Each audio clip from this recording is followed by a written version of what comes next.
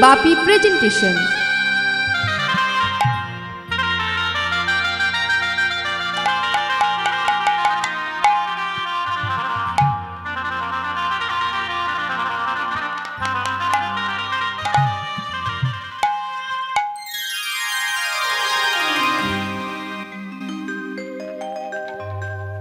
जय राधे जय श्री राधे जय निताई जय राधे जय निताई जय श्री राधे।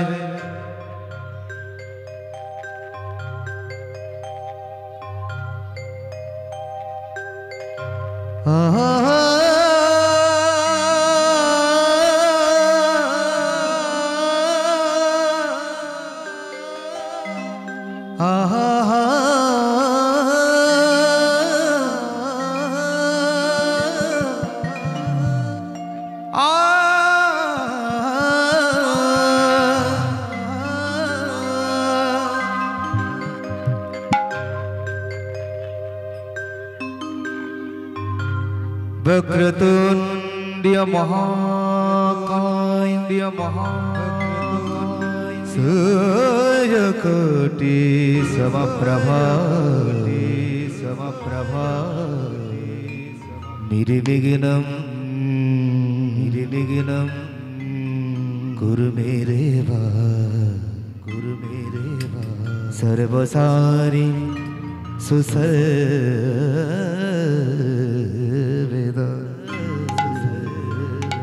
भगवान श्री विष्णु मंगल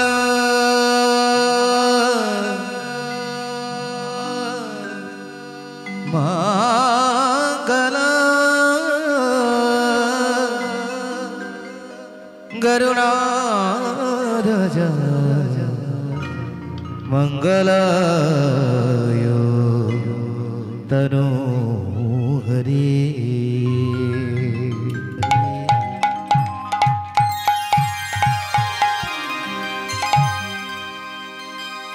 जय राधा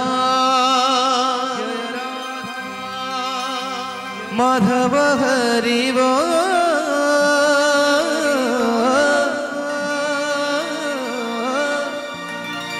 जय राधा मन हरि बोल।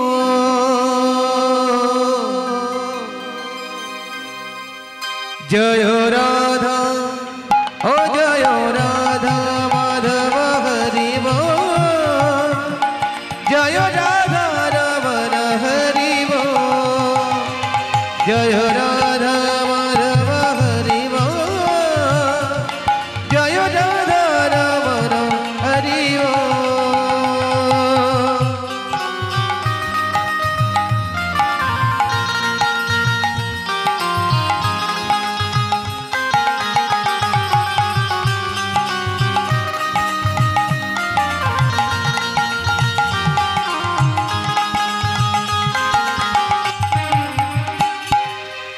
राधा रमन हरि गोविंद बोल।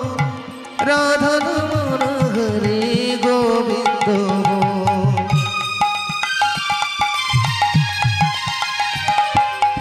राधा रमन हरि गोविंद बोल। राधा रमन हरि गोविंद बोल। जय राधा रमन ओ जय राधा रमन हरि बोल। जय राधा रमन हरि बोल। जय राधा रमन हरि बोल। जय राधा रमन हरि बोल।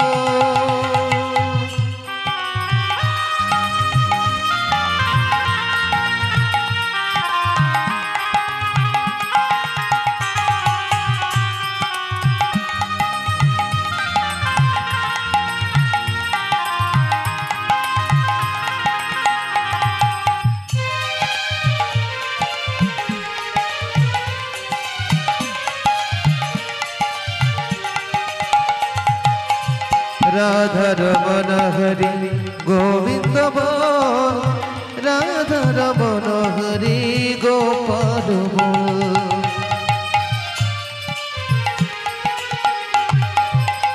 রাধা রমণ হরি গোবিন্দ বল, রাধা রমণ হরি গোবিন্দ বল। জয় রাধা রম ও জয় রাধা রমণ হরি বল, জয় রাধা রমণ হরি বল, জয় রাধা রমণ হরি বল, জয় রাধা রমণ হরি বল, জয় রাধা রমণ হরি বল, জয় রাধা রমণ হরি বল।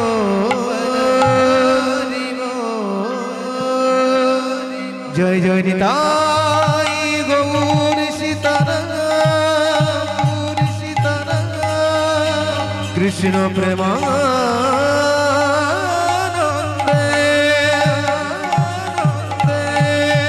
হরিদাই গৌর হরি বল, হরি বল, নিতাই গৌর হরি হরি বল, গৌর হরি হরি বল।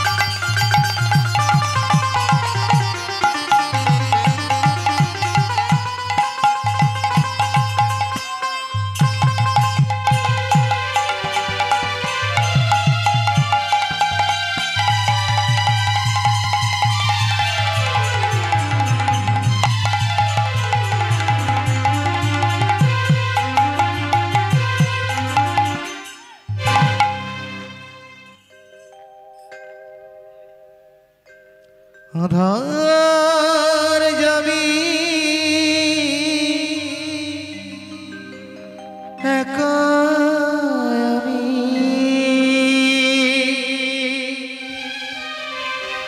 খুঁজি গো তোমার হাতে ধরে পার করে নিও গো আমার দয়া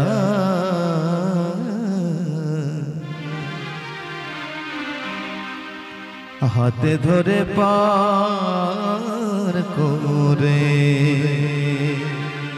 নিও গো আমার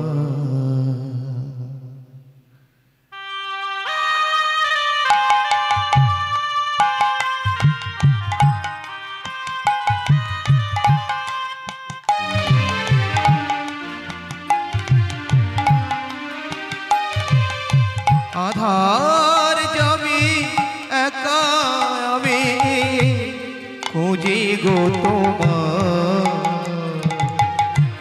হাত ধরে পার করে দিও গো আমার দয়া হাতে ধরে পার করে দিও গো আমার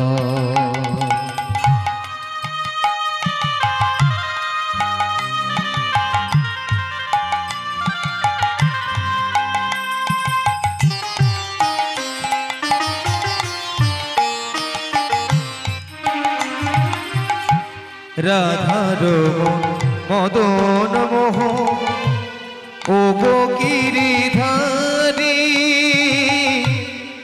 অহরহ বংশীধ্বনি শুনি যে তোমারি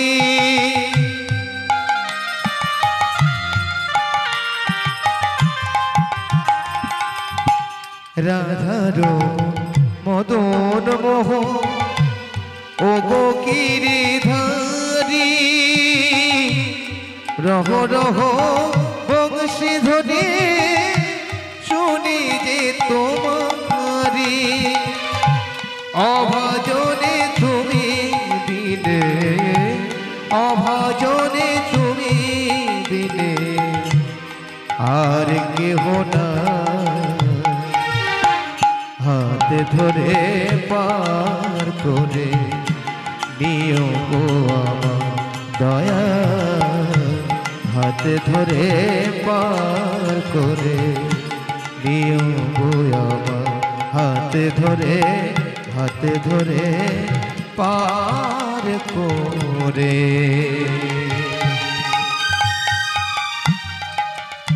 নিও গো আমার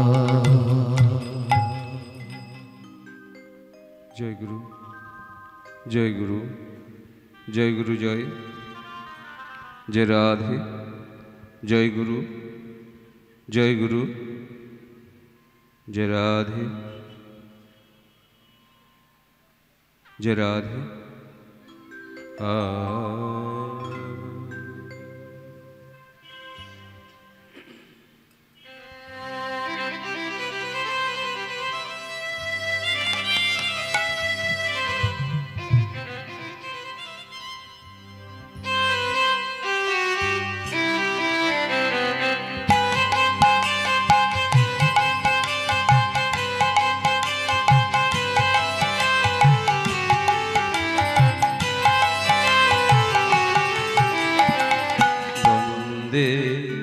গুরু শ্রী পদ যুগল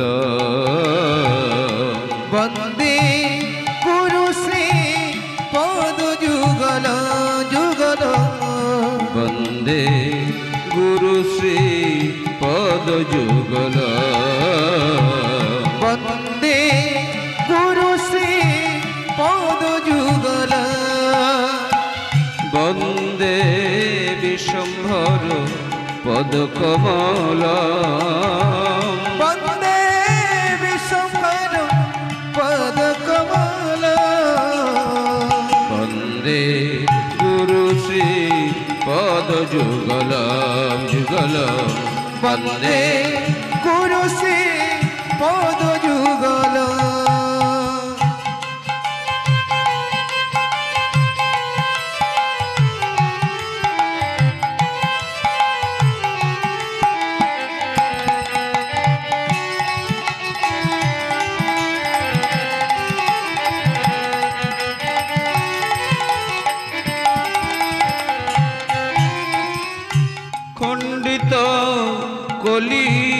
যুগ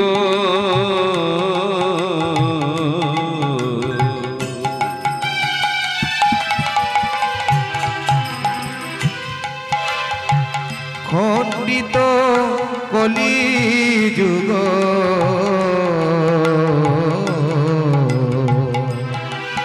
ওই খণ্ডিত কলি যুগ জলমল সমল বন্দে গুরু সে পদ যুগল যুগল বন্দে গুরু সে পদ যুগল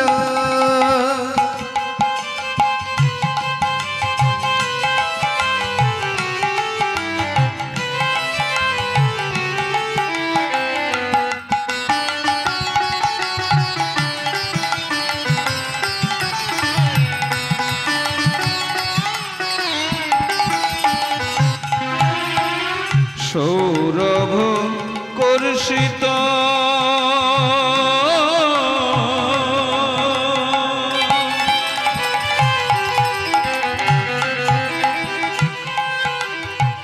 সৌরভ কর্ষিত নিজ জন মধুপ সৌরভ কর্ষিত সৌরভ কর্ষিত সৌরভ কর্ষিত নিজ জন মধুপ করুণা খণ্ডিত বিরহ বিতাপ করুণা খণ্ডিত বিরহ বিতাপ নান করুণা খণ্ডিত বিরহ বিতাপ আর করুণা খণ্ডিত বিরহ বিতাপ নাশিত হৃদিগত নাশিত হৃদিগত মায়াতে মেরা বন্দে গুরু সে পদ যুগল যুগল বন্দে গুরু সে পদ যুগল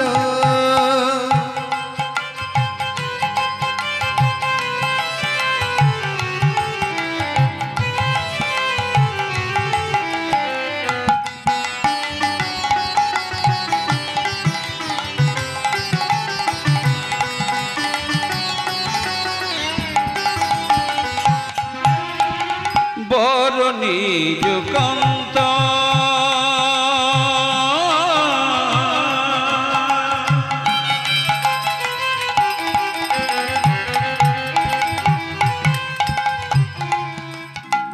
বর নিজ কান্ত কান্ত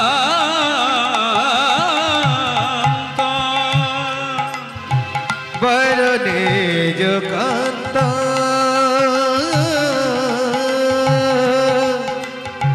বর নিজ কান্ত কান্ত ওই বর নিজ কান্ত জগত মাচির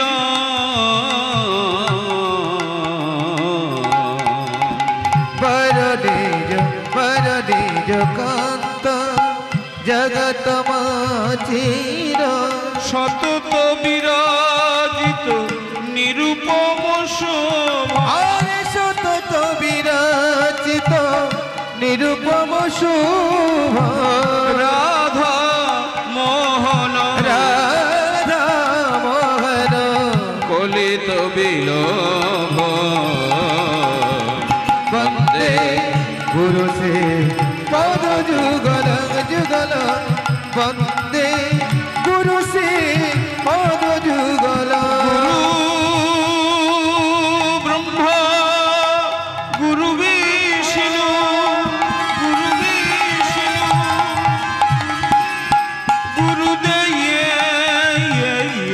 গুরুদেব মহেশ্বর মহেশ্বর গুরুদেব পরম ব্রহ্ম পরময় শ্রী গৌরবে গৌরবে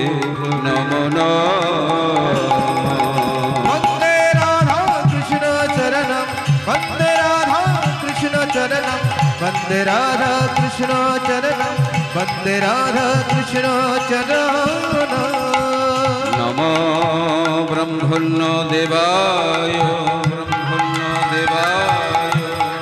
गो ब्रह्मण्य हिताय च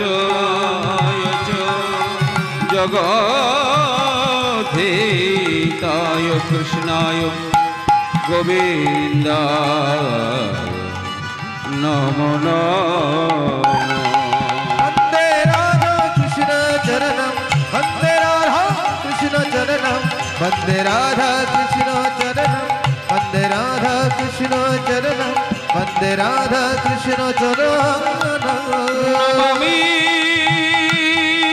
राधिका देवी देवी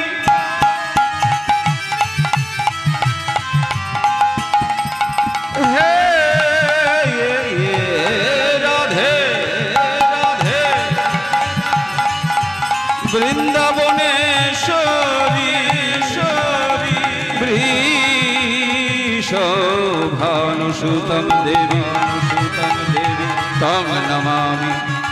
तं नमामि हरिप्रिया वन्दे राधा कृष्ण चरणं वन्दे राधा कृष्ण चरणं वन्दे राधा कृष्ण चरणं अजनु लंबितो भुजौ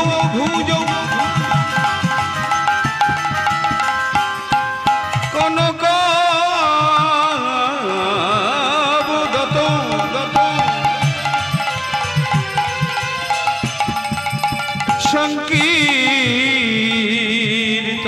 संकीर्तनैकपितरौ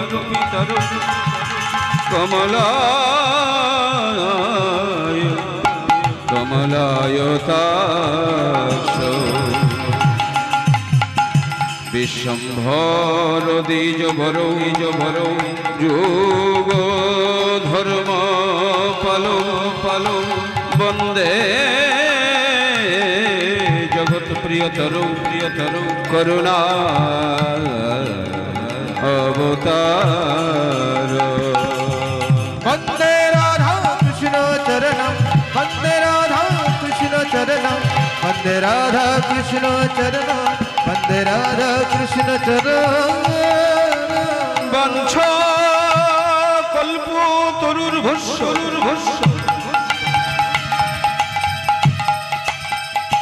কৃপা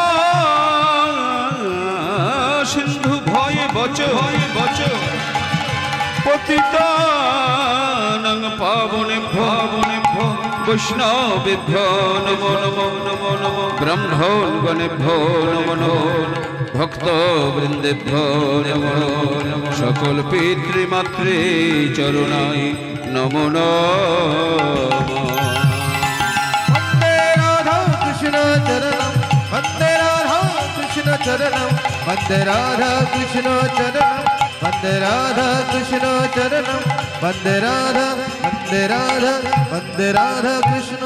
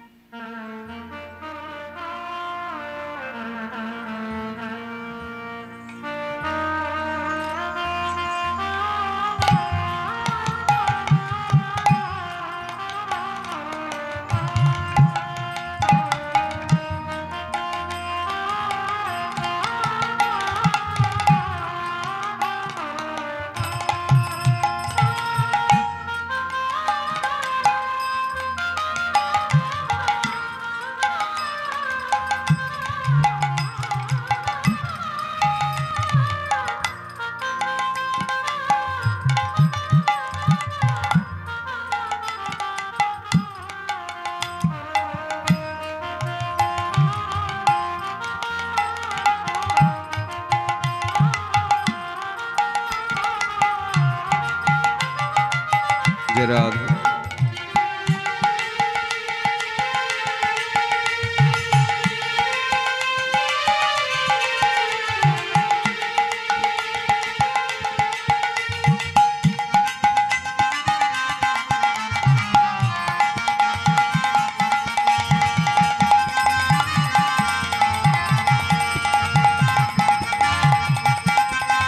নিতাই গৌর কৃষ্ণ প্রেমানন্দে হরি হরি বল।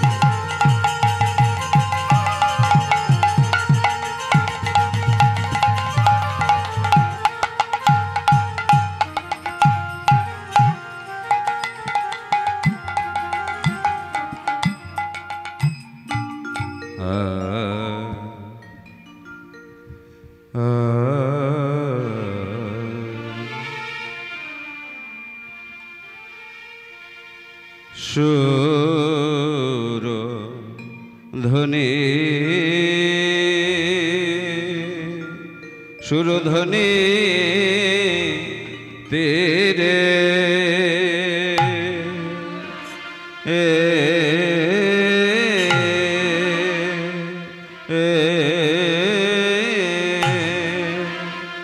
ও গোরা হে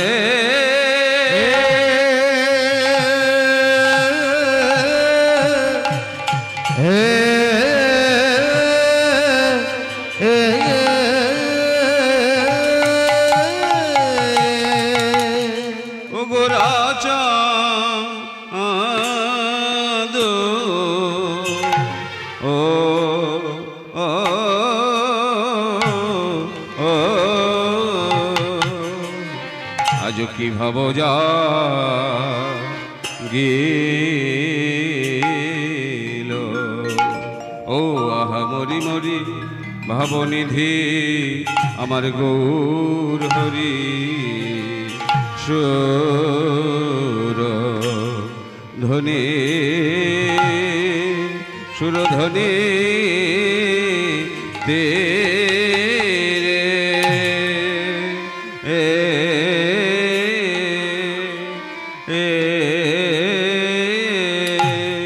ও গোরা হে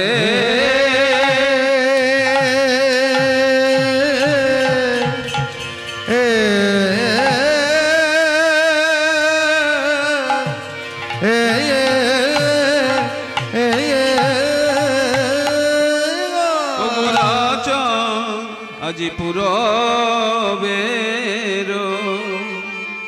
ও ও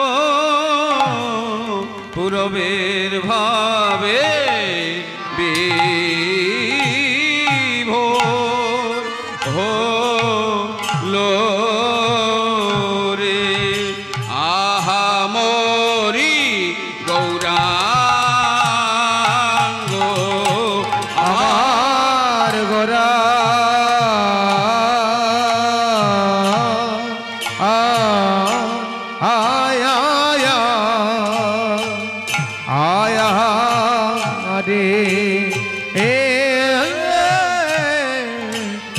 প্রভু আমার কি না ভাবে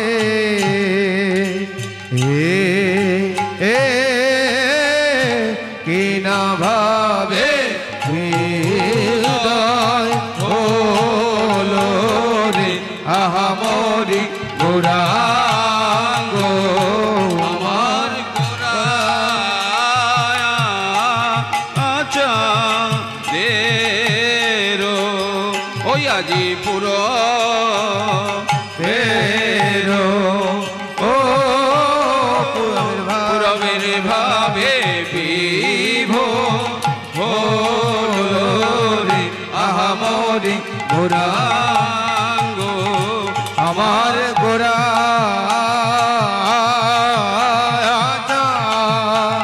ধেরো ও আজ পুরা তেরো ও ও পুরবের ভাবে বিভোর হলো রে আহা মরি গৌরাঙ্গ মরিয়া রে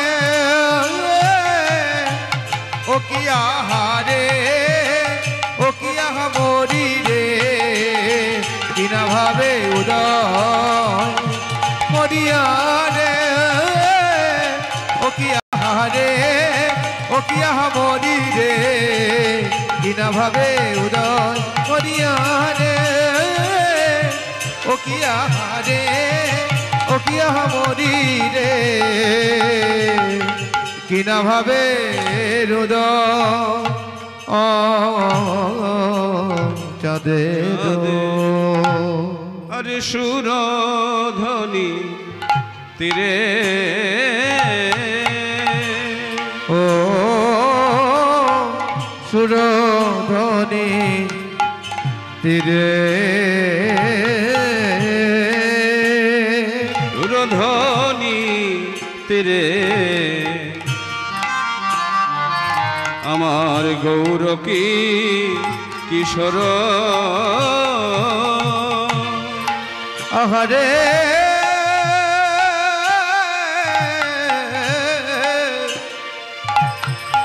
আমার গোরা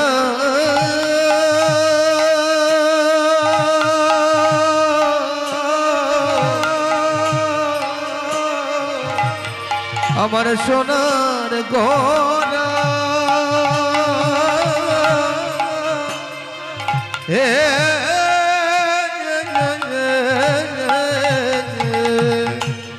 আর সুরধ্বনি তীরে গোরা আবার সুরধ্বনি তীরে আমার গোরা কেমন আনন্দে বিভোর আর সুরধ্বনি তীরে গোরা সুরধ্বনির তীরে আমার গোরা গোরা আরে আনন্দে ভর আমার সহচর গণ মেলি আমার গোরা রে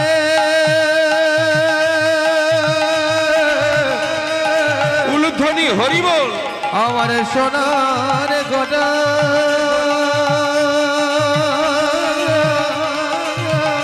হে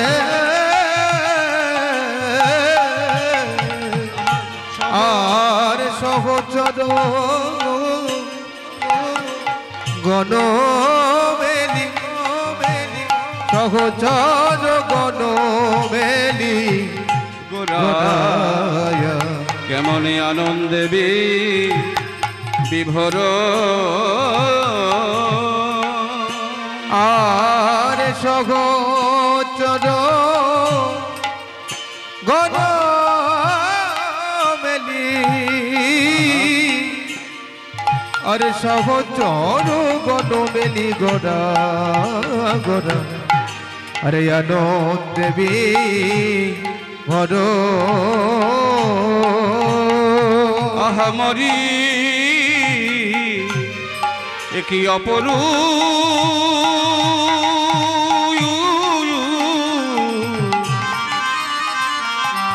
রূপময় প্রেমময় লীলাময় ভাবময় কে অপরু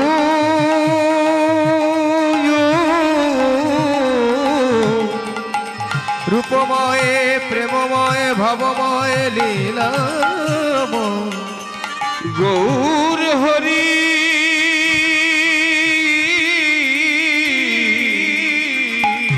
গৌর হরি আমার গৌর হরি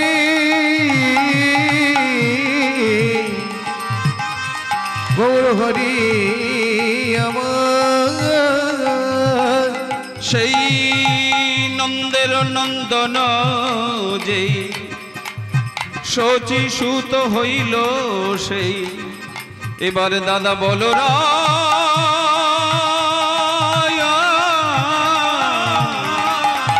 বলরাম হইল নিতাই দাদা বলরা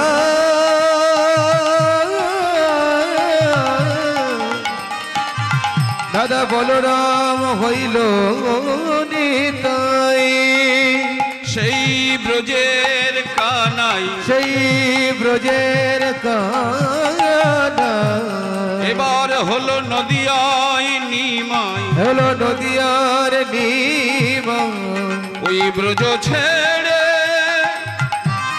এই নদিয়ায় এসে প্রেমের রাধা প্রেমের আবেশে রাধা প্রেমের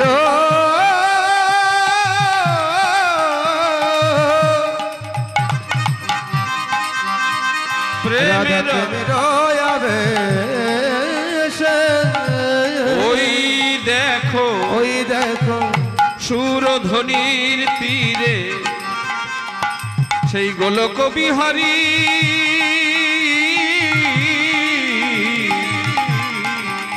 ভক্তগণ সঙ্গে লয়ে ভক্তগণ সঙ্গে লয়ে কলি জীবের লাগি আজ হরি হয়ে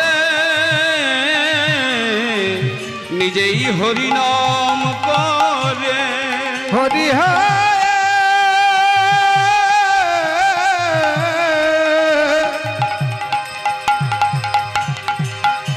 হরি হয়ে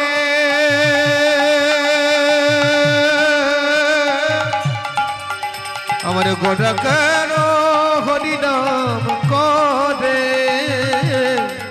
পাপি তাপি যারা ছিল পাপি তাপি যারা ছিল এই হরি নামে নামে নামে সব উদ্ধারিল এই হরি নামে নামে নামে নামে উদ্ধারিল তার সাক্ষী তার সাক্ষী তার সাক্ষী জগাই মাধাই তার সাক্ষী জগাইয়ার মাধা তা দেখে বৈষ্ণব কবি বর্ণনা দেয় সুরধ্বনির তীরে আজু আমার গৌর কিশোর সহচর গণ মেলি গোরাই আনন্দে আনন্দে আনন্দে বিভোর আজ গোরার আনন্দ ধরে না গোরায় আনন্দ ধরে না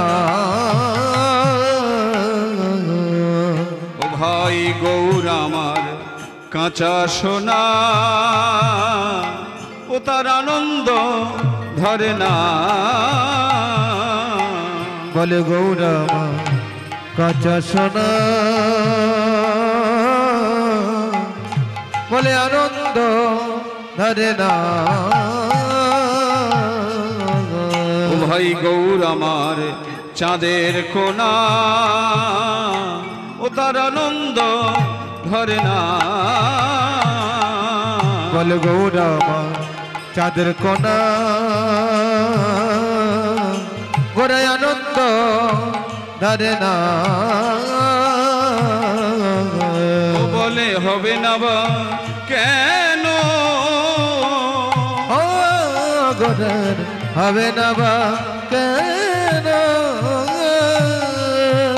সে যে সদেচিদ আনন্দ ঘন আনন্দ হবে না বা কেন সে যে সদিচির আনন্দ ঘন আনন্দ হবে না বা কেন গোরাই আনন্দের মূরতি গোরাই আনন্দে মূরতি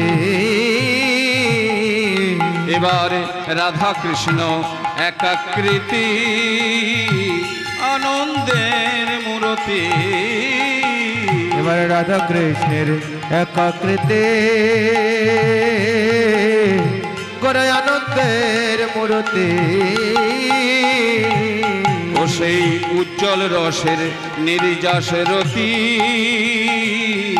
গোরাই আনন্দের মূরতি ওই রাধা কৃষ্ণের একাকৃতি গোরাই আনন্দে মূরতি রাধা প্রেমের পরিণতি আনন্দের মূরতি রাধা প্রেমের পরিণতি আনন্দের মূরতি ও সেই রাসবিলাসের পরিণতি আনন্দের মূরতি রাসবিলাসের পরিণতি আনন্দের মূরতি এবার মনেতে পড়েছে গদার মনেতে পড়েছে সেই রাধা রানীর প্রেম গোরার মনেতে পড়েছে এই বৃন্দাবনের কথা গোরার মনেতে পড়েছে গোপী প্রেমের কথা গোরার মনেতে পড়েছে এই বৃন্দাবন লীলা গোরার মনেতে পড়েছে আজ শচীর নন্দন গৌর হরির মনেতে হৃদয় গৌর হরি হরি মনেতে পড়েছে সচিনন্দন গৌর হরির মনেতে পড়েছে সচিনন্দন গৌর হরির মনেতে পড়েছে মনেতে পড়েছে আনন্দ লীলাময় বিগ্রহায় হে মাভ দিব্য ছবি সুন্দরায় তস্ময়ী মহাপ্রেম রস প্রদায় চৈতন্য চন্দ্রায়তে নমো নমো গৌরবে গৌরচন্দ্রায় রাধিকায় স্তদালয় শ্রীকৃষ্ণায় কৃষ্ণ ভক্তায় তদ্ভক্তায় নমো নমো এই আসরে বৈশে যত ভক্ত বৈষ্ণবগণ ভক্ত বৈষ্ণবগণ সবাকার পদরেণু হোক আমার মস্তক ভূষণ আমার মস্তক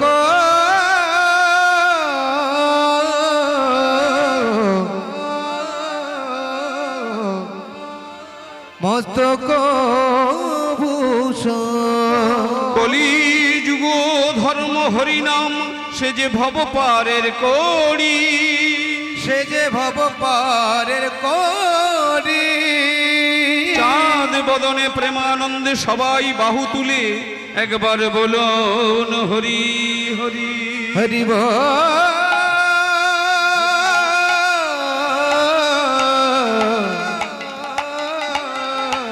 হরি হরি হরি বল হরি বল হরি বল জয় গুরু জয় রাধে বেশটা একটু কমিয়ে দিন জয় রাধে জয় রাধে মিটটা একটু বাড়াবেন বেশটা একটু কমিয়ে মিটটা একটু বাড়াবেন জয় রাধে জয় রাধে সমবেত সাধুগুরু বৈষ্ণব এবং ভক্তমণ্ডলী এবং আমার ভক্তিমতী মাতৃবর্গ আজ এই শুভ দিনে শুভক্ষণে আপনাদের এই তিল তিল করে গড়ে তোলা এই বৃন্দাবনে এমন সুন্দর বৃন্দাবনে দাঁড়িয়ে নিজেকে ধন্য মনে করছি। আর এই যে স্থানে আপনারা বসে আছেন এটা আর গোয়ালবাড়িয়ার কোনো স্থান নয়। যখন থেকে এই হরিনামের সংকল্পিত হয়েছে এটা হয়ে উঠেছে মধুর মধুর বৃন্দাবন। আর এই মধুর বৃন্দাবনে আপনারা হলেন ব্রজবাসী, কারণ এই বৃন্দাবনে আপনারা বাস করছেন। তবে এই বৃন্দাবনে বাস করা এত সহজ কথা নয়। শাস্ত্রে বললেন কোটি জন্ম থাকিলে ভাগ্য, কোটি জন্ম থাকিলে ভাগ্য, এই যে বিষয় ছেড়ে হয় তার বৈরাগ্য, এই বিষয় ছেড়ে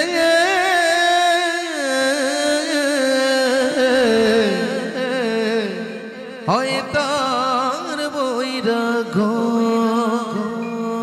কোটি কোটি জন্ম থাকিলে ভাগ্য, এই বিষয় সংসার মায়া ছেড়ে হয় তার বৈরাগ্য। আর এই যাদের এই বৈরাগ্য হয়েছে তাদের একটাই মাত্র পরিচয়, এখানে আমরা সবাই কিন্তু ভক্ত। ভক্ত কিন্তু সহজ কথা নয়। ভগবান যুগে যুগে ভক্তকে মাথায় রেখেছেন, ভক্ত চরণ ধুলি কখনো অঙ্গে মেখেছেন, আবার ভক্তের চরণ বুকে জড়ায় ধরে নয়নের বাড়ি বরিশন করেছেন। ভক্তকে তিনি কোথায় রেখেছেন? তাই চৈতন্য চরিতামৃতে কবিরাজ গোস্বামী লিখলেন, ঈশ্বর স্বরূপ ভক্ত, ভক্ত তার অধিষ্ঠান, ভক্ত হৃদয়ে কৃষ্ণের সতত বিশ্রাম। দেখুন, এই ভক্ত কি সাধারণ কথা? আরো বললেন, এক ভাগবত হয় ভাগবত শাস্ত্র, আর এক ভাগবত হয় ভক্ত ভক্তি রসের পাত্র। আপনার হলেন সেই ভক্ত। কবিরাজ গোস্বামী আরো লিখলেন, ছোট বড় বৈষ্ণব কেউ তো নয় নগণ্য, এক এক বৈষ্ণব যেন এক এক চৈতন্য।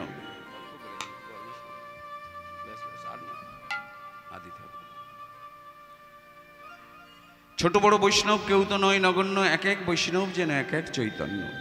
महात्मा तुलसी जी लिखलेन, चारी जाति मिले जो हरि भजेगा सब एक बरन हो जाए। चारि बर्णेर मानुष जखन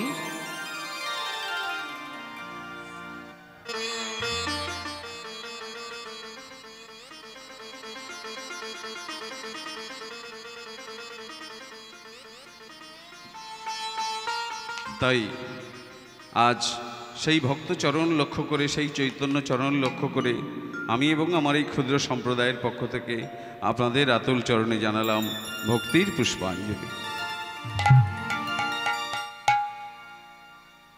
আজ এই যে হরিকথার আসর শুরু হয়েছে, হরি নামের এই যে বাসর, এই হরি নামের বাসরে আপনারা যেখানে বসেছেন জায়গাটি হলো রাজা পরীক্ষিতের আসন, আর আমি যেখানে দাঁড়িয়েছি আসনটি হলো সুখদেব গোস্বামীর আসন। কিন্তু বাবা, আমি তো সুখদেব নই, কি সুখ দেব, কি সুখের সন্ধান জানি আমি। তবে শুনেছি ভক্তের করুণা হলে যেমন গঙ্গা জলে গঙ্গা পূজা হয়, আজ হয়তো তার কথা কিছু বলবার দুঃসাহস রাখতে পারি। আপনার আশীর্বাদ করুন। আজ যেটুকু সময় আপনাদের সামনে দাঁড়িয়ে আছি যেন কৃষ্ণ কথা বলতে বলতে আর সময়টুকু অতিবাহিত করতে পারি। আন কথায় আপনারা বলবেন না, আমিও চেষ্টা করব ভগবানেরই কথা বলবার। তবে আজ শুধুই মানব জীবনের যে উদ্দেশ্য, সেই উদ্দেশ্যকে সামনে রেখে আজ আমার মনে হলো যে মানব জীবন কেন, এই মানব জীবনের উদ্দেশ্য কি? মানব জীবনের উদ্দেশ্য হলো কৃষ্ণকে চেনা, কৃষ্ণকে জানা, ভগবানকে তার সম্যক রূপ আমাদের হৃদয়ের মধ্যে প্রস্ফুটিত করে তোলা, এটাই হলো মানব জীবনের উদ্দেশ্য। তাই যত শুনি তত যেন তার কথা শোনবার জন্য আরও মন আগ্রহী হয়। তাই আজ শুনব সেই প্রভুর কথা, যিনি কলিযুগের পতিত পাবন অবতার, যিনি আমাদের হরিনামের পিতা, যিনি আজ এনেছেন এই মধুর মধুর বৃন্দাবনে, এই হরিসভায় হরিকথা, কৃষ্ণ কথা। আমার গোরা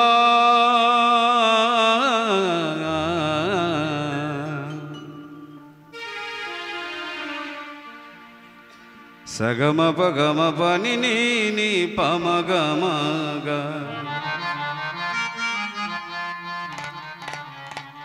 সগম পগম পনি সাই নি পম গম গ।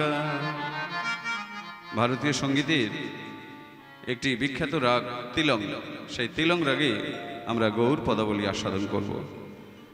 মায়ের একটি উলুধ্বনি, নিতাই গৌর কৃষ্ণ প্রেমানন্দে হরি হরি বল। সগম পগম পনি নি নি পম গম গ, করুণা সিন্ধু অবতার, গৌরাঙ্গামা করুণা সিন্ধু অবতার, গৌরাঙ্গামা করুণা সিন্ধু অবতার, আমার গোরা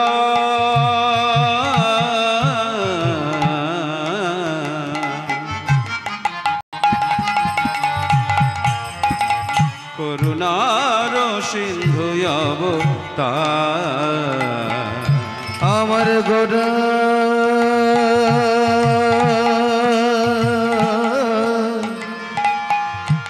আমার গোড়া করুণার সিন্ধু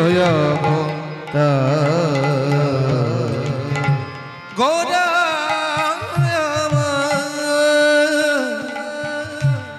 সিন্ধু শব্দের অর্থ হলো সমুদ্র।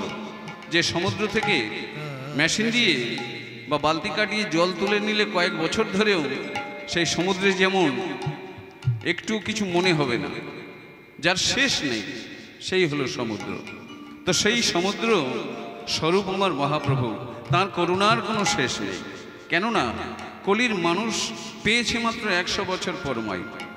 এই 100 বছর পরমায়ুর মানুষ যাতে ভগবান পেতে পারে, সেই রাস্তা তিনি জগজীবকে দেওয়ার জন্য এসেছেন। কলির মানুষ 100 বছর পরমায়ু পেল, কিন্তু যুগে যুগে দেখুন, সত্যযুগে মানুষ পেয়েছিল 1 লক্ষ বছর পরমায়ু। তাদের ধর্ম করে তারা ভগবান পেয়েছে। ত্রেতায় 10,000 বছর পরমায়ু ছিল, দাপরে 1000 বছর, আর কলির মানুষের পরমায়ু মাত্র 100 বছর। এই 100 বছরের মানুষ ভগবান পাবে কি করে? কারণ এই 100 বছর মানুষ আমরা নিজেদের জীবনের সময়টা কিভাবে পার করে দিলাম আমরা নিজেরাও বুঝতে পারি না। মনে হলো যেন এই তো কদিন আগে এসেছি, দেখতে দেখতে এতদিন চলে গেল। তাই আমার বিদ্যাপতি লিখলেন যে 100 বছরের মানুষ এরা কি করলো 100 বছরটা। আধো জনম হাম নিদে গুয়ায়েনু জরা শিশু কত কাল গেলা। আধো জনম হাম নিদে গুয়ায়েনু জরা শিশু কত কালে গেলা। আধো জনম হাম নিদে গুয়ায়েনু জরা শিশু কত কালে গেল। বললেন আধো জনম হাম নিদি গুয়ায়েনু, পেয়েছিলাম কত বছর পরমায়ু? 100 বছর। আর্ধেক জন্ম আমরা ঘুমিয়ে ঘুমিয়ে কাটালাম। আধো জনম হাম নিদি গুয়ায়েনু, দিনে ঘুম, রাতে ঘুম, বাসে ঘুম, ট্রেনে ঘুম, হরিসভায় বসে ঘুম, কাজ করতে করতে ঘুম, সব ঘুমগুলো যোগ করে দেখুন যে 100 বছরের মধ্যে 50 বছর ঘুমে ঘুমে কেটে গেল।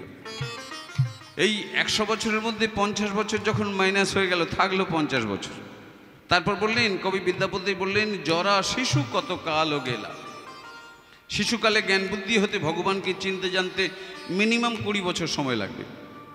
20 বছরের আগে কোনো শিশু, আমাদের এই কলিযুগের কোনো শিশু, ওই যে এখন ভাইরাল হয়েছে ভাগবতের কথা বলছি না, এটা হয়তো কোটিতে গুটি, কিন্তু ভগবানকে চিনতে জানতে আমাদের সাধারণ ঘরের ছেলে মেয়েদের 20 বছর চলে যাবে। তাহলে 50 বছর গেল ঘুমে, 20 বছর গেল শিশুকালে। বললেন জরা শিশু, জরা বলবুদ্ধি ভরসা, 40 পেরোলে ফর্সা। 40 বছর পরেই মানুষের শুরু হয় রোগ ব্যাধি, জ্বালা যন্ত্রণা, কারো হাই প্রেশার, কারো সুগার, কারো লিভার ড্যামেজ, কারো কিডনি ড্যামেজ ইত্যাদি। বাবা গো মা গো করতে হবে নার্সিংহোম, হসপিটাল, ডাক্তারখানা, এই করতে করতে বিছানায় শুয়ে থাকতে থাকতে, পায়খানা প্রস্রাব করতে করতে কেটে যাবে 10টা বছর। তাহলে গেল কত? শিশুকালে 20, জরায় গেল 10, আর ঘুমে গেল 50। জীবন থেকে 80 বছর মাইনাস হয়ে গেল। থাকলো কত? 20 বছর। 20 বছরটা কখন? এই যে দেখুন আমার নায়কবাবুরা ফুল এনেছে। কখন ফুলটা কিনল? যখন কুঁড়ি ছিল তখন কেনেনি, যখন বাসি ছিল তখন কেনেনি, যখন শুকনো পচা ছিল তখনও কেনেনি। কখন কিনলেন? যখন ফুলের যৌবন কাল, যখন এই ফুলের যৌবন দিয়ে গৌর গোবিন্দ সেবা হবার জন্যে আনা হয়েছে। তেমনি আমাদের জীবনে এরকম ফুলের মতো একটা যৌবন ছিল, যেদিন সেই যৌবন দিয়ে ফুলের মতো গৌর গোবিন্দ সেবা হওয়ার কথা ছিল, কিন্তু সেই যৌবন আমরা কাজে লাগালাম না। কি করলাম? তাও বিদ্যাপতি লিখলেন, নিধুবনে হামারা মনোরঙ্গে মাতল। নিধুবনে হামারা মনোরঙ্গে মাতল। নিধুবনে, নিধুবনে হামারা মনোরঙ্গে মাতল। নিধুবনে হামারা মনোরঙ্গে মাতল। তু ভজব কোনো বেলা।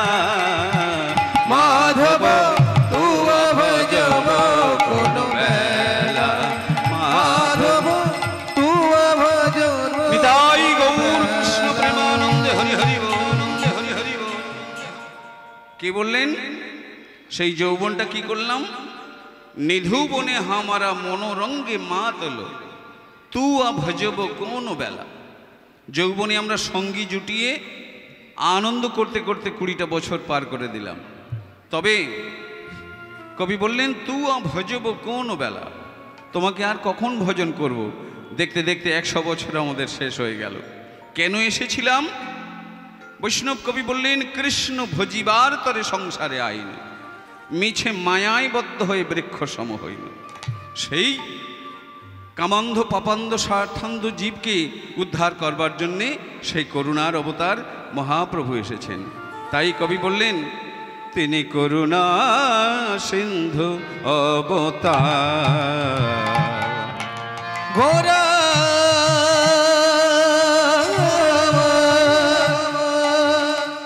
করুণার সিন্ধু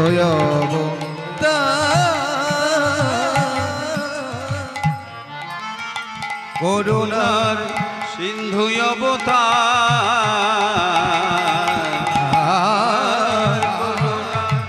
সিন্ধু অবতার, করুণার সিন্ধু অবতার। গোরা করুণা সিন্ধু অবতার, করুণা সিন্ধু অবতার, করুণার সিন্ধু অবতার। আস্তে আস্তে তিনি করুণার সিন্ধু অবতার হয়ে যে সম্পদ কোনো কালে কোনো যুগে জীবকে দেওয়া হয় নাই, কোনো কালে কোনো জীবকে দেওয়া হয় নাই, সেই সম্পদ বিদগ্ধ মাধব গ্রন্থে বললেন, অনর্পিত চরং চিরাত করুণায় অবতীর্ণ কলৌ সমর্পিত মুন্নত উজ্জ্বল রসাং সভক্তি শ্রিয়াম। সেই উজ্জ্বল রসসম্ভার সভক্তিতে কলি জীবকে দেবার জন্যে। হে ভক্তমণ্ডলী, ওমা, কলিযুগের ধর্মটা কি? যে ধর্মটা করলে কলিজীবীর উদ্ধার হয়ে যায়, যে ধর্ম করলে ভগবান লাভ করতে পারে, যে ধর্মটা করলে মানুষ ভগবান পেতে পারে, সেই ধর্ম, সেই উজ্জ্বল রসসম্ভার সভক্তিতে দেবার জন্যে করুণা করে তিনি অবতীর্ণ হয়েছেন। কিন্তু মা বলুন তো, কোন সম্পদ দিয়েছেন তিনি? কেন এসেছেন তিনি? কি দিয়ে গেল তিনি? 540 বছর পার হয়ে গেল, আমরা কিন্তু আজও বুঝতে পারলাম না মহাপ্রভু কি দিতে এসেছিলেন, কি দিলেন। আমরা যেটা জানি সেটা কিন্তু ভুল জানি। শাস্ত্রে বললেন হরিনাম দিতে এসেছিলেন তিনি, কিন্তু হরিনাম কোনটা? কোন হরিনাম? জগতে অনেক হরিনাম আছে, কোন হরিনামে? হরিনামে, যে হরিনামে হরিনামে সেই নামটা দিতে এসেছিলেন। আপনারা বলবেন হরিনাম বলে এগুলো দেখুন না কি হচ্ছে, কানের কাছে এরকম করলে হয়?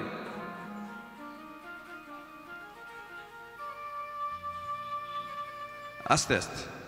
তাহলে কলিজীবকে আমরা জেনেছি কোনটা হরিনাম। আমরা সবাই জানি হরে কৃষ্ণ কৃষ্ণ কৃষ্ণ হরে হরে, হরে রাম রাম রাম হরে হরে। এ নাম কিন্তু মহাপ্রভু আনেনি। কি এ নাম মহাপ্রভু দিতে আসেনি। আমরা কিন্তু সেই নাম নিয়ে মেতে আছি। আমরা কলিজীব এই যে জীবনের অন্তিম লগ্নে এসে এখনো বুঝতে পারলাম না যে হরিনাম কোনটা, এখনো জানতে পারলাম না যে ভগবানটা কি জিনিস। এই যে বিগ্রহটা দাঁড় করানো আছে, এটা কি ভগবানের মূর্তি? ঠিক করে বলুন তো, এটাই কি সেই কৃষ্ণ যে কৃষ্ণের জন্য এত মানুষ আমরা আজ এখানে সমবেত হয়েছি? এই কৃষ্ণটা যে তৈরি করেছে সে কিন্তু কৃষ্ণ দেখেনি। কি ঠিক বলছি তো? তাহলে সে এই মূর্তিটা তৈরি করলো কি করে? জিজ্ঞাসা করুন, পরম্পরায় কেউ কৃষ্ণ দেখেনি, তাহলে এই মূর্তিটা কি করে হলো? এটাই কি সেই কৃষ্ণ? কলিযুগের মানুষ আমরা, ওই জন্য বললেন অন্ধ। চোখ আছে, চোখ আছে, কিন্তু আসল জিনিসটা দেখি না, আসল হরিনামটা বুঝি না, ভগবান কাকে বলে। তাই মহাপ্রভু এই জীব শিক্ষা দিতে, জীবের শিক্ষক হয়ে তিনি এসেছেন। নিত্যানন্দ হরিদাস ঠাকুর যখন নাম বিতরণ করতে যাচ্ছে, পিছন থেকে ডেকে বললেন, শুনো শুনো নিত্যানন্দ, শুনো হরিদাস, শুনো হরিদাস, সর্বত্র আমার আজ্ঞা করহ প্রকাশ, করহ প্রকাশ, প্রতি দ্বারে দ্বারে গিয়ে করো এই ভিক্ষা, করো এই ভিক্ষা। বলো কৃষ্ণ, কহো কৃষ্ণ, লহ কৃষ্ণ শিক্ষা, লহ কৃষ্ণ,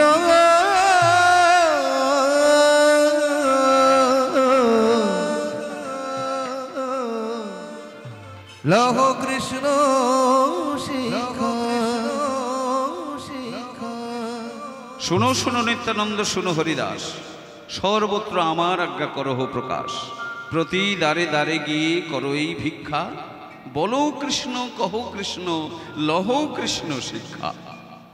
কে আমরা? বলো কৃষ্ণ বলেছি, কহো কৃষ্ণ কয়েছি, যদি না কইতে পারি তা ওই কীর্তনিয়াকে এনে সেই কৃষ্ণ নামটা কওয়া হচ্ছে, কিন্তু লহ কৃষ্ণ শিক্ষা এটা আমরা কিন্তু করিনি বা শুনিনি। কি ঠিক বলছি তো? কৃষ্ণ শিক্ষা কাকে বলে? কৃষ্ণ শিক্ষাটা কি? মহাপ্রভু যেটা করতে বলেছেন সেটা কি আমরা করেছি? কৃষ্ণ কে? কৃষ্ণের স্বরূপটা কেমন? কৃষ্ণ দেখতে কেমন? কৃষ্ণ থাকে কোথায়? কৃষ্ণ করে কি? কৃষ্ণ খায় কি? কৃষ্ণের ভজন কেমন? কৃষ্ণের সাধন কেমন? হরিনামটা কি? হরিনামের স্বরূপ কি? হরিনাম কিভাবে করতে হয়? হরিনামের ভজন কেমন, যজন কেমন, সাধন কেমন? ধর্ম কাকে বলে? ধর্মের স্বরূপ কি? ধর্ম কিভাবে হয়? ইত্যাদি ইত্যাদি, এগুলো হলো কৃষ্ণ শিক্ষা। দেখুন, আমরা বড়াই করি আমরা সনাতন ধর্মের মানুষ, আমরা হিন্দু ধর্মের মানুষ। আজ আমার কথা শুনে একটু উল্টো উল্টো মনে হতে পারে আপনাদের, তাই সুকুমার রায় বললেন, আমার কথা শুনলে পরে লাগবে মনে ধাঁধা, কেউ বা বুঝবে পুরোপুরি, কেউ বা বুঝবে আধা। এসব কথা কই বা কারে, কই যে দফে দফে, গাছের আগায় কাঁঠাল দেখে তেল মেখো না গোফে।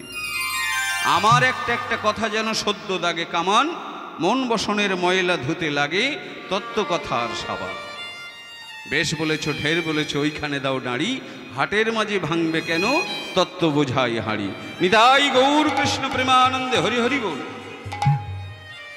তাহলে একটা কথা বলি, আমার মায়েরা কি আমার কথা বুঝতে পারছে? এতদিন আমরা জেনেছি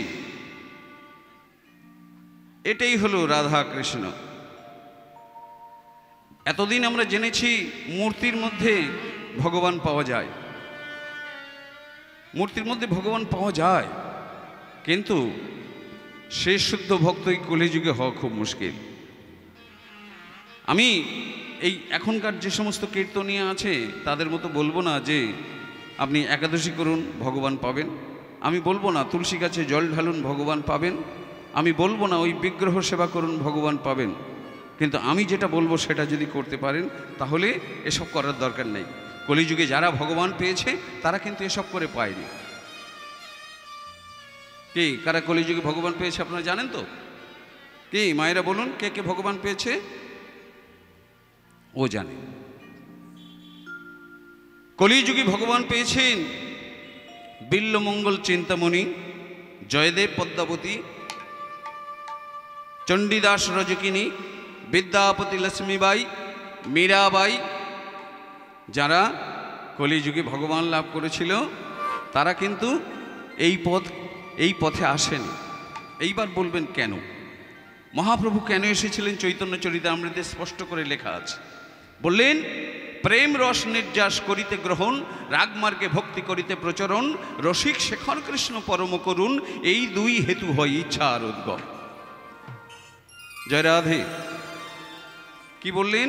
প্রেম রস নির্যাস করিতে গ্রহণ, এটা 1 নম্বর কারণ। 2 নম্বর কারণটা কি বললেন? রাগ মার্গে ভক্তি করিতে প্রচরণ, রসিক শেখর কৃষ্ণ পরম করুণ, এই দুই হেতু হয় ইচ্ছা আর উদ্গম। আমরা কলিযুগের মানুষ এটা বুঝতে পারলাম না যে প্রেম রস নির্যাসটা কি আর রাগমার্গের ভক্তিটা কি। আমরা এই যে ধর্মটা করছি এটা কিন্তু রাগমার্গের ধর্ম নয়, এটা হলো বিধি মার্গের ধর্ম। ভালো করে বুঝুন মা, বসুন বসুন মা। আমরা যে ধর্মটা করছি এটা হলো বেদ বিধির ধর্ম। কেন বললাম? যারা দূরে আছেন ওই গাড়ির আওয়াজ তো শুনতে পাচ্ছেন, আর এদিকেও শুনছেন, মানে ঠিক পুরোপুরি শুনতে পাচ্ছেন না। দয়া করে যদি সামনে আসেন তাহলে দুটো কথা শুনে শান্তি পাবেন। আসুন, এদিকে আসুন। যারা দূরে বসে আছেন দয়া করে কাছে আসুন। আপনাদের আজকের আমি একটু তত্ত্বের কথা শোনাচ্ছি। কি তত্ত্বগান গাইব না কি পালাগান গাইব? ব্যাস, তাহলে মা একটু মন দিয়ে শুনতে হবে, অধৈর্য হলে হবে না। সারা জীবন তো আমরা নকল দুধ খেয়েছি। হ্যাঁ, নকল দুধ খান তো? একটা গোয়ালার গল্প করি ছোট্ট করে। একটা গোয়ালার দুটো গরু আছে, 20 সের দুধ হয়, 10 করে 20 সের দুধ হয়। কিন্তু সেই গোয়ালা 40 কেজি দুধ দৈনিক বিক্রি করে। তার মানে জল মিশিয়ে তবে তো বিক্রি হয় 40 কেজি হয়। কিন্তু 20টা বাচ্চা তারা ওই 1 লিটার করে দুধ নেয়। কারণ এখনকার মায়েরা আবার নাকি বাচ্চাদের দুধ দিলে ফিগার নষ্ট হয়ে যায়, তা ওই গরুর দুধ দিয়ে মানুষ করছে বাচ্চাদের। তো সেই 20টা বাচ্চা সারা জীবন মানে নকল দুধ খাচ্ছে, জল দেওয়া দুধ খাচ্ছে। একদিন গোয়ালার মনে হলো ছেলের জন্মদিনে ওই 20টা বাচ্চাকে নিমন্ত্রণ করে আসল দুধের একটা পায়েস করে ওদের খাওয়াবো। তাই ছেলের জন্মদিনে সবাইকে নিমন্ত্রণ করেছে 20টা বাচ্চাকে। তো 20টা বাচ্চাকে যখন খেতে বসিয়েছে, এতদিন তারা তাদের লিভারে একরকম দুধ খেয়ে শুট হয়ে আছে। আজকের আসল দুধের পরমাণু যেই পেটে পড়েছে তোলপাড় শুরু হয়ে গেছে। হ্যাঁ, এদিকে শুরু হয়ে গেছে, এদিকেও শুরু হয়ে গেছে। ওমা, বাচ্চার মা বাবারা তাড়াতাড়ি করে নার্সিংহোম, ডাক্তারখানা এইসব করছে। ওদিকে কোর্টে কেস করেছে যে এটা চক্রান্ত করে মার্ডার করার চেষ্টা করেছে, এই কেস হয়েছে। তো বিচারক বিচার করছে, গোয়ালার কি হলো না, ফাঁসির অর্ডার হয়েছে। তো গোয়ালাকে বলছে, গোয়ালা তোমার নিজের কিছু বলার আছে বলো, আত্মপক্ষ সমর্থনের একটা সুযোগ দেওয়া হলো, বলো। তো গোয়ালা বলছে, এতদিন আমি হুজুর আজকের বাচ্চাগুলোকে আমি সত্যি মারার চেষ্টা করিনি, কারণ এতদিন আমি জল দেওয়া দুধ খাইয়েছি, তো তাই ভাবলাম নিজের ছেলের জন্মদিনে আজকে আর দুধ বিক্রি করব না, 20 কেজি দুধ দিয়ে ভালো করে পরমান্ন করে ওদের সেবা দেব। তো এখন এই আসল দুধ যেই পেটে পড়েছে ওদের একটা সমস্যা হয়েছে, এইটা যদি আপনি ফাঁসির অর্ডার দেন আর কিছু করার নেই। তাই আজকের গল্পটা বলবার কারণ এই জন্যে, এতদিন আপনারা জল দেওয়া দুধ অর্থাৎ যে ধর্মকথাগুলো শুনেছেন সে ধর্মকথার মধ্যে ফাঁক থেকে গেছে। আজকের আমি একটু আসল কথা বলবো, শুনলে আপনাদের হয়তো কারো কষ্ট হবে, কারো রাগ হবে, কারো বিদ্বেষ হবে, আমাকে হয়তো 1000 প্রশ্নবাণে জর্জরিত করবেন। আমি একটা শাস্ত্রের উল্লেখ করে যাচ্ছি, আপনারা বই খুলে দেখে নেবেন। নিতাই গৌর কৃষ্ণ প্রেমানন্দে হরি হরি বল। তাই গৌর আমার এই জগতে শিক্ষা দেবার জন্যে কি করলেন? নিরজনে বসে, নিরজনে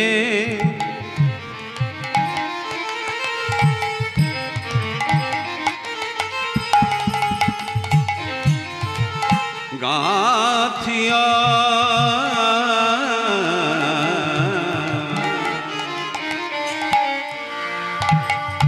নিরজনে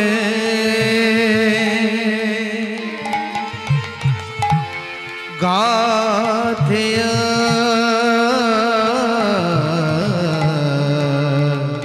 নিরজনে মালা গাঁথছেন। আমার মায়েরা মালা গাঁথেন। মালা গাঁথতে গেলে ফুল লাগে, সুতো লাগে, কিন্তু মহাপ্রভুর কাছে ফুলও নেই, সুতো নেই। কি দিয়ে মালা গাঁথছেন? কবি বর্ণনা করছেন, নিরজনে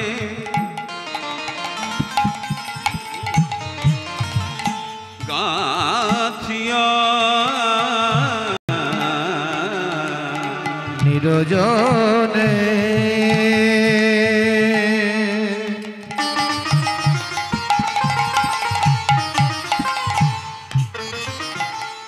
গাথিয়া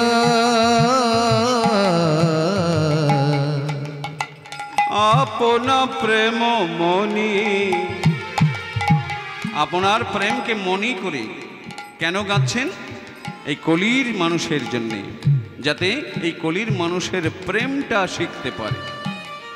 এতদিন ধর্ম ছিল, সনাতন ধর্ম কোন যুগে কবে শুরু হয়েছে কেউ জানে না, কিন্তু মহাপ্রভু যখন এলেন, এসে দেখছেন কলির মানুষ ধর্মটা ঠিক করছে না। কলি ঘোর তিমিরে গরাস হলো জগজনে, ধর্ম কর্ম রহুদূর। কলির মানুষ ধর্মকর্মটা অনেক দূরে ফেলে শুধু উল্টো স্রোতে চলছে। তাই সেই কলি জীবকে দিতে এসেছিলেন দুটো জিনিস, প্রেম আর ভক্তি। তাই প্রেমকে মনি করে গাচ্ছেন, আপনার প্রেম মনি, কে কোথায় পতির চণ্ডাল আছে খুঁজে খুঁজে, সবার গলায় প্রেমের মালা পরাবে বলে, গোরাং আমার দারে দারে ঘুরে বেড়ায়, আর জগজনে পরালো হার, করুণার সিন্ধু অবতার, উলুধ্বনি নিতাই গৌর অবতার, করুণার সিন্ধু অবতার,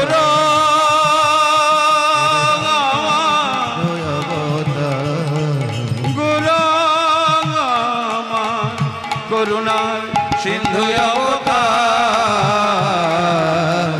করুণার সিন্ধু অবতার, করুণা করুণা সিন্ধু অবতার। তাহলে এবার আমরা জানব যে আমরা এই যে ধর্মটা করছি, এই ধর্মটা কি ধর্ম? বেদের ধর্ম। কেননা দেখবেন, এই যখন আমরা হরিবাসর করতে এসেছিলাম, একজন বৈষ্ণব বা ব্রাহ্মণের কাছে গিয়েছি, ব্রাহ্মণ বা বৈষ্ণব একটা ফর্দ দিয়েছে, এই লাগবে, এইরকম 4টে কলা গাছ লাগবে, এখানে একটা তুলসী গাছ লাগবে, এখানে একটা কাপড় দিয়ে সাজাতে হবে, ঘর লাগবে, আতপ চাল লাগবে, সরা লাগবে, আম পাতা লাগবে। কি এগুলো হলো সব বেদের বিধান। আমরা কিন্তু সবাই বেদের মানুষ। কি গো মা, আমরা কিন্তু কেউ বেদের বাইরে নই। বেদ আমাদের জীবনের সঙ্গে জুড়ে আছে। কবে থেকে বলুন তো? যেদিন আমরা প্রথম মায়ের গর্ভে এসেছিলাম, 5 মাস বয়স হলো, তখন মায়েদের একটা পঞ্চামৃতও স্বাদ দেওয়া হয়। পঞ্চামৃত স্বাদটা সেটা কিন্তু বেদের বিধান। আর সেদিন আমরা সবাই মায়ের গর্ভের মধ্যে থেকে সেই স্বাদ গ্রহণ করেছিলাম। তারপরে হলো 7 মাস, যখন আমাদের 7 মাস বয়স হলো মায়ের গর্ভে, তখন দেয়া হলো স্বাদ ভক্ষণ। তখনও আমরা মায়ের গর্ভে থেকে সেই স্বাদ ভক্ষণ করেছিলাম। তারপর জন্মাবার পরে 1 মাস বয়স হলে একটা পূজা দেওয়া হয়েছিল। কি মনে পড়ছে মায়েদের? কি পূজা বলুন তো? ষষ্ঠী পূজা। সেই ষষ্ঠী পূজাও কিন্তু বেদের বিধান। কটা ডিম লাগবে, কটা কি লাগবে, সব বেদে বিধান আছে। তারপরে কিছুদিন পরে 3 মাস 3.5 মাসের মাথায় বোধ হয় অন্নপ্রাশন হয়, সেটাও কিন্তু বেদের বিধান। আমরা অন্নপ্রাশন পেলাম। তাহলে দেখুন, বেদের এক একটা সংস্কারে আমরা জুড়ে গেলাম। তারপর কি হলো, আরেকটু বড় হলাম, কর্ণবেদ কিংবা পৈতে উপনয়ন যার যেটা হয়, সেটাও কিন্তু বেদের বিধান অনুযায়ী হলো। তারপর কি হলো, বিবাহ। তারপরে সংস্কার হলো বিবাহ। বিবাহের সময় পাঁজি খুলে তিথি নক্ষত্র দেখে বেদের নির্দিষ্ট তিথিতে নির্দিষ্ট নিয়মে বেদ মন্ত্র উচ্চারণ করে অগ্নি, ব্রাহ্মণ, নক্ষত্র, আত্মীয় স্বজন সাক্ষী রেখে যদিদং হৃদয়ং তব ইত্যাদি মন্ত্র বলে আমরা বিবাহ করলাম। তাহলে বেদের সঙ্গে আমরা কিভাবে জড়িয়ে যাচ্ছি দেখুন। তারপরে বেদের আর একটা নিয়ম আছে, দশবিধ সংস্কার। সব জায়গায় সব নেই। এইবার হলো মৃত্যু। মরে গেলেও বেদ কিন্তু আমাদের ছাড়বে না। মরে গেলে কেমন খাটাসি হবে, কে মুখাগ্নি করবে, কে গলায় কাছা করবে ইত্যাদি, কেমনভাবে মরিকে স্নান করানো হবে, বুকে কি রাখতে হবে, চোখে কি দিতে হবে, কোন দিকে মাথা করে শোয়াতে হবে ইত্যাদি সব বিধান বেদে লেখা আছে। তাহলে আমাদের মৃত্যুর পরেও আবার বেদ ছাড়লো না। মৃত্যুর পরে আরেকটা সংস্কার, সেটা হলো শ্রাদ্ধ। কে পিণ্ডদান করবে, কি কি লাগবে, ব্রাহ্মণ একেবারে ফর্দের পর ফর্দ করে দেবে। হ্যাঁ, দেখুন হিন্দু মানুষ আমরা সবাই, আমরা বেদের মানুষ, কিন্তু বেদের চৈতন্য চরিতামৃতে কবিরাজ গোস্বামী লিখলেন, বেদনিষ্ঠ মধ্যে অর্ধেক বেদ মুখে মানে, বেদের নিষিদ্ধ পাপ করে এরা ধর্ম নাহি গণে। আস্তে আস্তে কবিরাজ গোস্বামী কি সুন্দর করে লিখলেন দেখুন, বেদনিষ্ঠ মধ্যে অর্ধেক বেদ মুখে মানে, বেদের নিষিদ্ধ পাপ করে এরা ধর্ম নাহি গণে। আমরা নাকি বেদের মানুষ হয়ে বেদের নিয়মগুলো অর্ধেক মানি, তা আবার কর্মে নয়, মুখে মানি। আর বেদের যত নিষিদ্ধ পাপ আছে সেগুলো আমরা অহরহ করি। ধর্মের কথা না ভেবে শুধু পাপ করেছি। কি গো মা, একটু উদাহরণ দিলে তবে বুঝতে পারবেন। হিন্দু মানুষ আমরা, প্রত্যেকের বাড়ি হয়তো মন্দির করতে পারেনি, কিন্তু একটা তুলসী গাছ তো আছে। কি কোন কোন মায়ের গাছে ঘরে তুলসী গাছ নেই? একটু হাত তুলে বলুন তো, তুলসী গাছ নেই? আরে বাবা, শোনে না কথা, সবার বাড়িতে আছে। তুলসী গাছটাকে আমরা খুব ভক্তি করে যত্ন করে করি, কিন্তু তুলসী গাছ বসাবার নিয়মটাকে শিখেছি। বেদের নিয়ম আছে, কোন তিথিতে কি মন্ত্র বলে তুলসী গাছটা বসাতে হয়, তুলসী গাছে কি বলে জল দিতে হয়, তুলসী গাছ প্রদক্ষিণ করতে গেলে কি মন্ত্র বলতে হয়, তুলসীকে প্রণাম করতে গেলে কি মন্ত্র বলতে হয়, তুলসীর পাতা চয়ন করতে গেলে কি মন্ত্র হয়, তুলসীকে সেবা দিতে গেলে, সন্ধ্যা প্রদীপ দিতে গেলে কি মন্ত্র বলতে হয়, সব বেদে লেখা আছে। আমরা হিন্দু মানুষ কজন তা জানি বলুন তো বাবা? জানি না মানে পাপ করছি। আমরা বেদের মানুষ হয়ে এইটুকু জানি না বলে কত পাপ আমাদের। তারপর হিন্দু মানুষ সকালবেলা ঘুম থেকে উঠতে হয় কখন?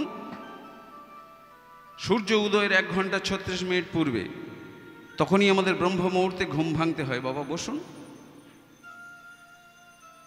তাহলে ঘুম থেকে উঠে কি করতে হবে? বেদে সব বিধান দেওয়া আছে। বিছানায় বসে ইষ্টমন্ত্র গুরুমন্ত্র জপ করে ইড়া পিঙ্গলা সুষুম্না যোগ দেখতে হবে। প্রত্যেক দিনের একটা বিধান আছে। যদি উল্টো দিকে চলে প্রাণায়াম করে সেই শ্বাসক্রিয়া ঘোরাতে হবে। তারপর বিছানায় বেদ মন্ত্র উচ্চারণ করে আলিস্য ত্যাগ করতে হবে। আলিস্য ত্যাগ করে বিছানা থেকে মাটিতে নামবার সময় ভূমি দেবতাকে, মা লক্ষ্মী, ভূমি লক্ষ্মীকে প্রণাম করার মন্ত্র আছে, সেটা প্রণাম করে ভূমিতে নামতে হবে। তারপর শুরু হলো সারা দিনের কর্ম। দন্ত ধাবন করতে গেলে মন্ত্র, পায়খানায় গেলে মন্ত্র, প্রস্রাবে গেলে মন্ত্র, স্নান করতে গেলে মন্ত্র, তেল মাখতে গেলে মন্ত্র, ঔষধ খেতে গেলে মন্ত্র, যুদ্ধ করতে গেলে মন্ত্র, খাবার সময় মন্ত্র, ঘুমাবার সময় মন্ত্র। কতক্ষণ চলবে সারা দিনের নিয়ম? রাত্রিবেলা ঘুমের মন্ত্রটা পাঠ করে যতক্ষণ না ঘুমাচ্ছি। বলুন তো হিন্দু মানুষ কজন আমরা এগুলো জানি? বেদ নিষ্ঠ মধ্যে অর্ধেক বেদ মুখে মানে। সবাই বলে আমরা বেদের মানুষ, কিন্তু বেদের আমরা কোনো নিয়ম মানি না। তারপর আর বলবো কত যে পাপ করছি দিনে অহরহ। বেদের মন্ত্র বলে এই যে বিবাহ করলাম, বিবাহের পরে কি করতে হবে বেদে বিধান দেওয়া আছে। একটা নতুন ছেলে একটা নতুন মেয়ে ঘরের মধ্যে গিয়ে দরজা বন্ধ করে দিল, আলো সুইচ অফ করে দিল, তারপর যেটা করলো সেটা আন্দাজে অনুমানে, বেদের বিধান মানি না। বেদে কি বিধান আছে বলি বাবা? কি মায়েরা শুনবেন? বেদে বিধান আছে নারী মাসে মাসে হয় ঋতুমতী। ঋতু স্নানের পরে ঋতু ধর্ম রক্ষার জন্যে, নারী ধর্ম রক্ষার জন্যে, স্বামী ধর্ম রক্ষার জন্য